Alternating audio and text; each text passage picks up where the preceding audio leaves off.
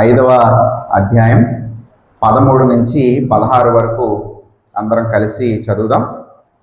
మత్తయి 5:13 నుంచి 16 వరకు. మీరు లోకమునకు ఉప్పై ఉన్నారు. ఉప్పు నిస్సారమైతే అది దేని వలన సారము పొందును? అది బయట పారవేయబడి మనుషుల చేత త్రొక్కబడుటకే గాని మరి దేనికిని పనికిరాదు. మీరు లోకమునకు వెలుగై ఉన్నారు. కొండ మీద నుండి పట్టణము మరుగై ఉండనేరదు. మనుషులు దీపము వెలిగించి కొంచెము క్రింద పెట్టరు, కానీ అది ఇంట నుండి వారికి అందరికీ వెలుగిచ్చుటకై దీపస్తంభము మీదనే పెట్టుదురు. మనుషులు మీ సత్క్రియలను చూచి పరలోకమందున్న మీ తండ్రిని మహిమపరచునట్లు వారి ఎదుట మీ వెలుగు ప్రకాశింపనీయుడి. దయచేసి కూర్చోండి. ధన్యవచనాలు ఈ కొండ మీద ప్రసంగానికి ఉపోద్ఘాతంలా పనిచేస్తుండగా ఇక వాటిని ముగించిన తర్వాత ప్రభు ఈ 2 విధాలుగా విశ్వాసాలను పోల్చాడు. మీరు లోకానికి ఉప్పుగా ఉన్నారు అన్నాడు. గత వారం దానిని మనం ధ్యానం చేశాం. ఇప్పుడు 2వ పోలిక ఏంటంటే మీరు లోకానికి వెలుగై ఉన్నారు అని చెప్పాడు. బైబిల్ చెప్తున్న విషయం ఏంటంటే దేవుడు వెలుగై ఉన్నాడు అని. ప్రభు అయిన యేసుక్రీస్తు తన గురించి తను అన్నాడు, నేను లోకమునకు వెలుగును అని అన్నాడు. మనల్ని కూడా ఏమంటున్నాడు? మీరు లోకానికి వెలుగు అంటున్నారు. అయితే ఇది అర్థం చేసుకోవడానికి మనం ఒక ఉదాహరణ చెప్పుకోవాలి. సూర్యుడు అన్నాడు అనుకోండి, సూర్యుడు తనకు తానుగానే మండుతూ ఉంటాడు, తనకు తానుగానే వెలుగుతూ ఉంటాడు. అందుకని మన సౌర కుటుంబంలో సూర్యుడిని స్వయం ప్రకాశకం అంటారు, న్యాచురల్ స్టార్ అని.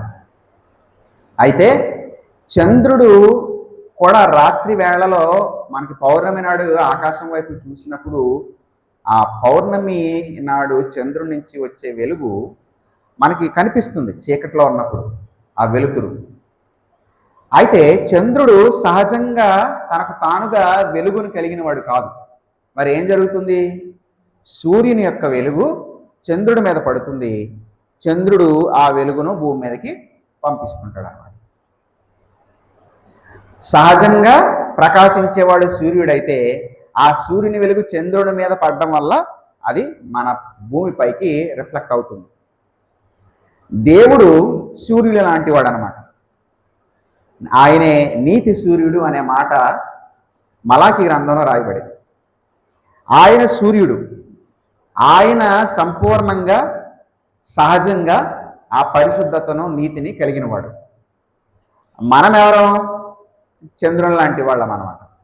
ఆయన వెలుగు మన మీద పడుతుంది. ఇప్పుడు మనం దానిని లోకానికి చూపించాలి అంటున్నాడు.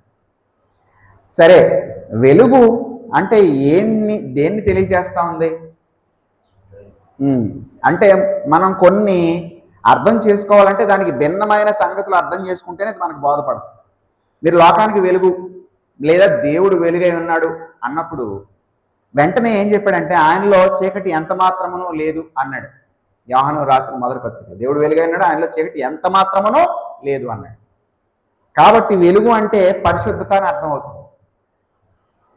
ఎందుకు? వెంటనే దేవుడు వెలుగై ఉన్నాడు అని చెప్పిన తర్వాత ఆయనలో చీకటి ఎంత మాత్రమునో లేదు అంటే ఆయనలో ఏ మాత్రము కూడా పాపము లేదు అనేదాన్ని యోహాను రాశాడు.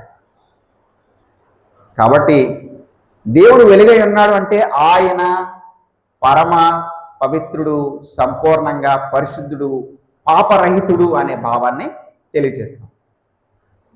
ఇప్పుడు మీరు లోకానికి వెలుగై ఉన్నారు అన్నప్పుడు కూడా అదే భావం. నేను పరిశుద్ధుణ్ణి, నన్ను నమ్మారు కాబట్టి మీరు కూడా పరిశుద్ధులే. లోకం అంతా ఎక్కడుంది? ఆత్మ సంబంధమైన చీకట్లో ఉంది. ఎవరిని దేవుడు అనాలి? దేనిని నీతి అనాలి? అనేది ప్రజలకు తెలియదు. మనిషే దేవుడు, భూమి మీదే పరలోకం, భూమి మీదే నరకం, నీకు మనసుకి నచ్చిందే నువ్వు చేయి, లేదా మనిషికి నువ్వు ఎంత ప్రయోజనం చేకూరిస్తే నువ్వు అంతా నీతిమంతుడు అయినట్టు అని రకరకాలైన ప్రమాణాలతో వాళ్ళ భక్తిని వాళ్ళు కొలుచుకుంటూ ఇదే భక్తి, ఇంతకు మించి అవసరం లేదు అనే విధంగా లోకం మాట్లాడుతుంది. తెలియని అజ్ఞానం, అంధకారం. అలాంటి ఆత్మీయమైన అంధకారంలో ఉన్న లోకంలో మీరు వెలుగుగా ఉన్నారు అని అంటున్నాడు ప్రభు. పౌలు కూడా తన పత్రికల్లో మీరు వెలుగు సంబంధులు, వెలుగు కుమారులు అని చెప్పాడు. అంటే అర్థం ఏంటి? ఆ పరిశుద్ధతే మిమ్మల్ని నడిపించాలి, ఆ పరిశుద్ధతే మిమ్మల్ని ప్రభావితం చేయాలి అనే భావం. సో మీరు లోకానికి వెలుగై ఉన్నారు అనే ఆ మాటని మనం తీసుకుని మనం ధ్యానించి దాన్ని మన జీవితాలకు అన్వయించుకోవాలి. ఆయన వెలుగు, ఆయన నీతి సూర్యుడు అనే దాన్ని బట్టి మనం ఆయన స్తుతిస్తూనే మీరు లోకానికి వెలుగై ఉన్నారు అనే మాటను కూడా మనం తీవ్రంగానే తీసుకోవాలి.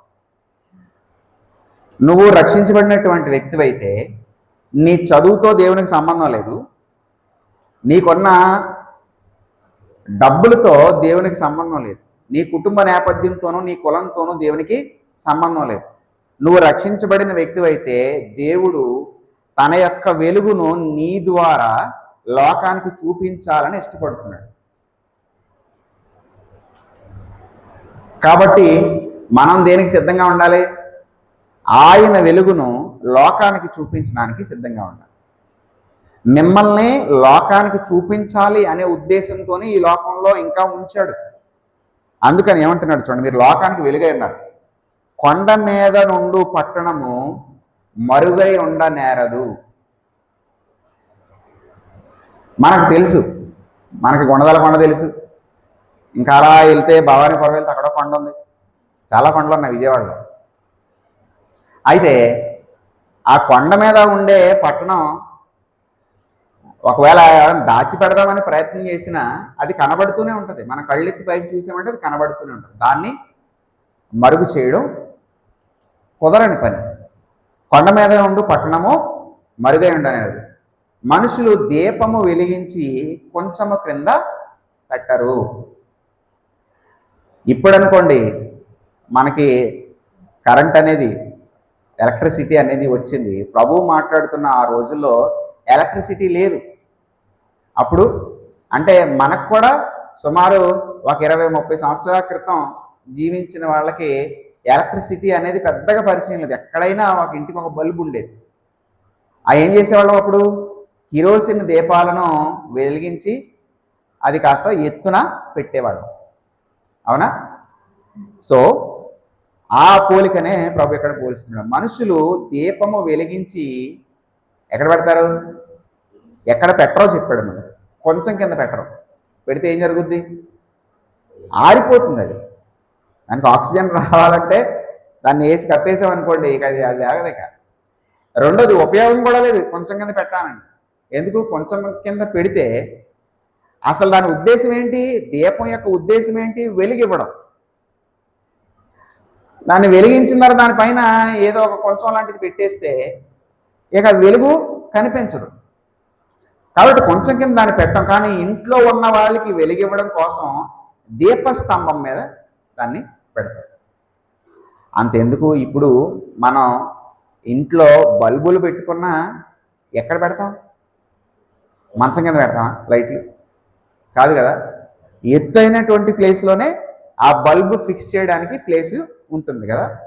ఎందుకోసం? ఇంట్లో ఉన్న వాళ్ళకి వెలిగివ్వాలంటే అది ఎత్తుపైనే పెట్టాలి. అలాగే వీధుల్లో లైట్లు పెడతారు. ఎక్కడ పెడతారు? ఎత్తున పెడతారు. ఎందుకు? ఎత్తున ఉంటేనే ఎక్కువ వెలుగును అది ప్రసరింపచేస్తుంది. కాబట్టి ఎవరైనా సరే దీపం వెలిగించినా బల్బు పెట్టినా సరే అది ఎత్తున పెడతారు, స్తంభం మీదే పెడతారు, ఎత్తైన ప్లేస్లోనే పెడతారు. ఎందుకు? ఇంట్లో ఉన్న వాళ్ళందరికీ వెలిగివ్వడం కోసం, లేదా ఆ వీధిలో ఆ రోడ్డులో నడిచే వాళ్లకు వెలిగివ్వడం కోసం. ఈ ఈ రెండు మాటలు ఎందుకు చెప్పాడు? కొండ మీద ఉండే పట్టణము అనే పోల్చాడు. రెండోది దీపస్తంభము అని పోల్చాడు. అంటే ఈ రెండు పోలికలు కూడా ఏం తెలియజేస్తా ఉన్నాయి? దేవుడు నిన్ను ఈ లోకానికి వెలుగుగా పెట్టింది నువ్వు రహస్యంగా జీవిస్తావని కాదు. ఒక రహస్యమైన క్రైస్తవుడిగా జీవించాలని దేవుని ఉద్దేశం కాదు. నీ క్రైస్తవ్యాన్ని, నువ్వు క్రీస్తు ద్వారా పొందినటువంటి రక్షణను లోకం ముందు జీవించాలనే ఉద్దేశంతోనే దేవుడు నిన్ను ఈ లోకంలో వెలుగుగా ఉంచాడు. మొదటి పోలిక ఏంటి? మీరు లోకానికి ఉప్పై అన్నారు అన్నాడు. ఉప్పు ఏం చేస్తుంది? భద్రపరుస్తుంది. ఉప్పు ఏం చేస్తుంది? రుచినిస్తుంది. ఈ విషయాలు మనం గత వారం చూసాం. అయితే అక్కడ మీరు లోకానికి ఉప్పు అని చెప్పి మీ సారాన్ని కోల్పోవద్దు. సారాన్ని కోల్పోతే ఎంతో విలువగా ఆహార పదార్థాలని భద్రపరిచే రుచినిచ్చే ఆ ఉప్పుని తీసుకెళ్ళి రోడ్డు మీద పడేస్తే రోడ్డు మీద కాళ్ళతో మనుషులు దాన్ని తొక్కుతారు. విశ్వాసి దేవునికి ఎంతో చక్కగా పడవలసిన వాడు. అయితే కాళ్ళ కింద తొక్కపడడం అనేది దేవుని నామానికి అవమానం తీసుకొచ్చే విధంగా ఒక విశ్వాసి వాడబడుతున్నాడు. ఇప్పుడు యూట్యూబ్లో మనోళ్ళు పాడే పాటలు, మనోళ్ళు బెగ్గింగ్, డబ్బులు మనోళ్ళు అడుక్కునే విధానం, ఈ బయట ఉండే వ్యక్తులు, క్రైస్తవ వ్యతిరేకులు ప్రభువు మార్గాన్ని ఎంతో తీవ్రంగా దూషించడానికి, అవమానించడానికి కారణమవుతుంది. దానికి అవకాశం ఎవరిస్తున్నారు? సారాన్ని కోల్పోయినటువంటి క్రైస్తవ సేవకులే ఇస్తున్నారు. మీరు లోకానికి ఉప్పై ఉన్నారు అనే దాన్ని బట్టి ప్రభు చెప్తున్న విషయం ఏంటంటే, మీరు మీ సారాన్ని కోల్పోవద్దు అని ప్రభు అంటున్నాడు. పాపం మీ జీవితంలోనికి వస్తున్నప్పుడు, మీరు దానిని అనుమతిస్తున్నప్పుడు మీరు మీ సారాన్ని కోల్పోతున్నారు. రెండు, మీరు లోకానికి వెలుగై ఉన్నారు అని చెప్పాడు. ఇక్కడ ప్రభు చెప్పాలనుకుంటున్న ఉద్దేశం ఏంటంటే, మీరు మీ క్రైస్తవ్యాన్ని, మీ విశ్వాసాన్ని దాచిపెట్టకండి. క్రీస్తు ద్వారా పొందిన ఆ రక్షణను మీరు లోకం ముందు జీవించండి. లోకం ముందు దేవుని యొక్క నీతిని, దేవుని యొక్క ప్రేమను మీరు ప్రదర్శించండి. గొప్పల కోసం ప్రదర్శించడం కాదు, దాన ధర్మాలు చేసేటప్పుడు అది అందరికీ తెలియాలని పరిచయుల్లాగా, శాస్త్రులాగా ప్రదర్శించడం కాదు. కానీ నిజమైన దేవుని ప్రేమ ఏంటి, నిజమైన దేవుని పరిశుద్ధత ఏంటి, నిజమైన నీతి ఏంటి, నిజంగా సత్యం అన్ని అనుసరించడం అంటే ఏంటి అనేది లోకానికి తెలియదు, మీరు ప్రదర్శించండి. అందుకనే దేవుడు మిమ్మల్ని లోకానికి వెలుగుగా ఉంచాడు. కొండ మీద నుండే పట్టణాన్ని ఎవరు దాచిపెట్టలేరు. దీపస్తంభాన్ని వెలిగించి కొంచెం కింద పెట్టరు, ఎక్కడ పెడతారు?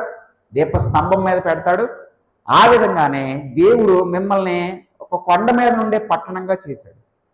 మిమ్మల్ని ఒక దీపంగా పెట్టాడు. సంఘం అనేది ఒక దీపస్తంభం. ఆ దీపస్తంభం సువర్ణ దీపస్తంభం అని పోల్చాడు ప్రకటన గ్రంథంలో. అది వెలిగిచ్చేది, చుట్టుపక్కల ఉన్నటువంటి లోకానికి వెలిగిచ్చేదిగా సంఘం ఉంది.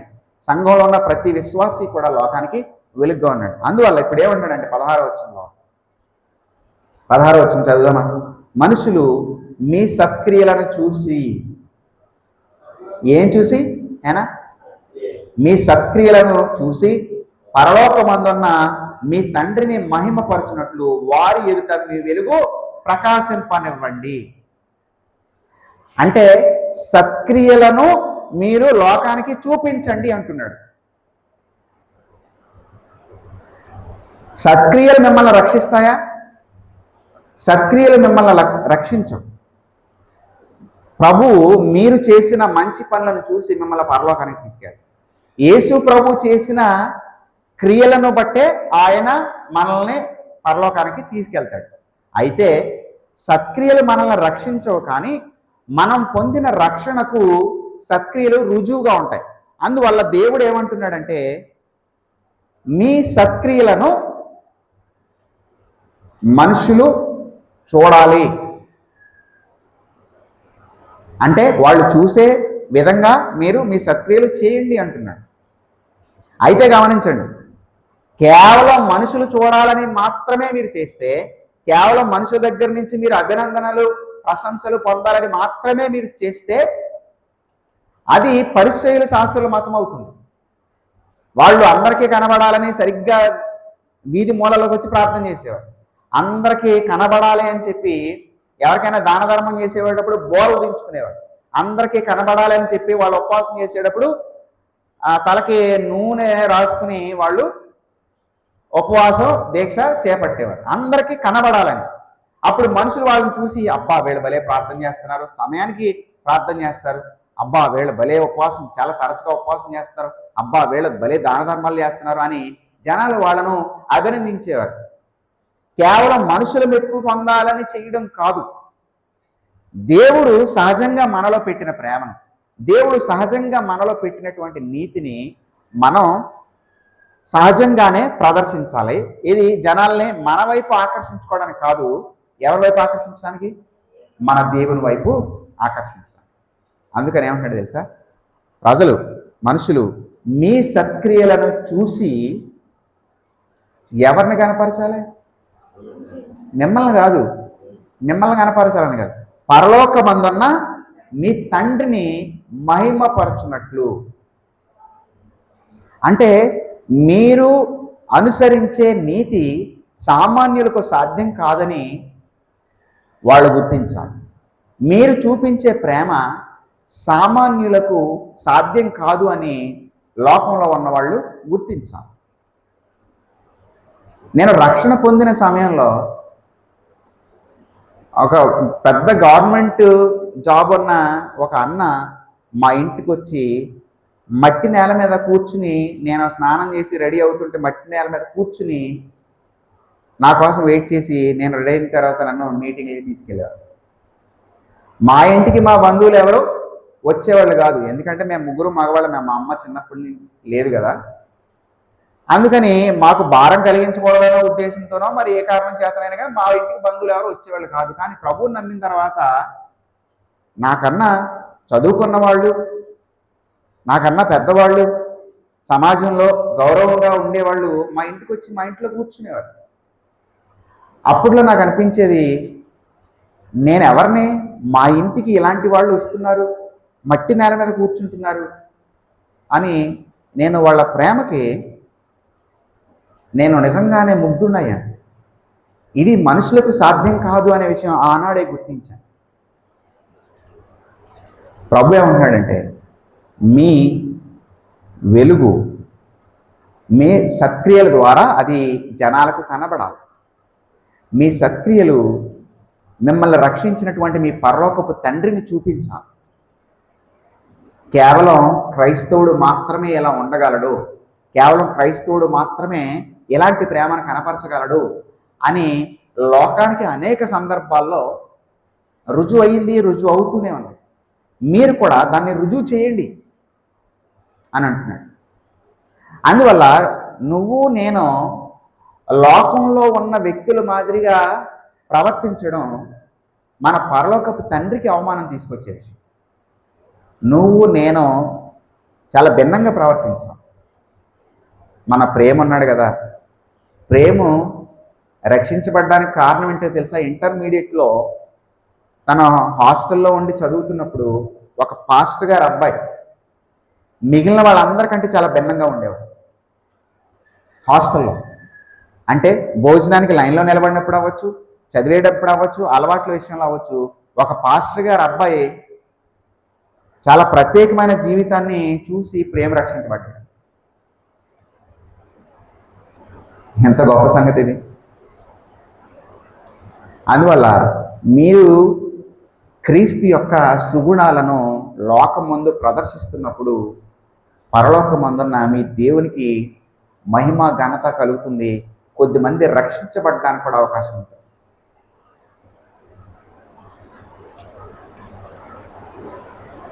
కాబట్టి మనం ఉప్పుగా ఉన్నాం, మన సారాన్ని కోల్పోకూడదు. మనం వెలుగుగా ఉన్నాం,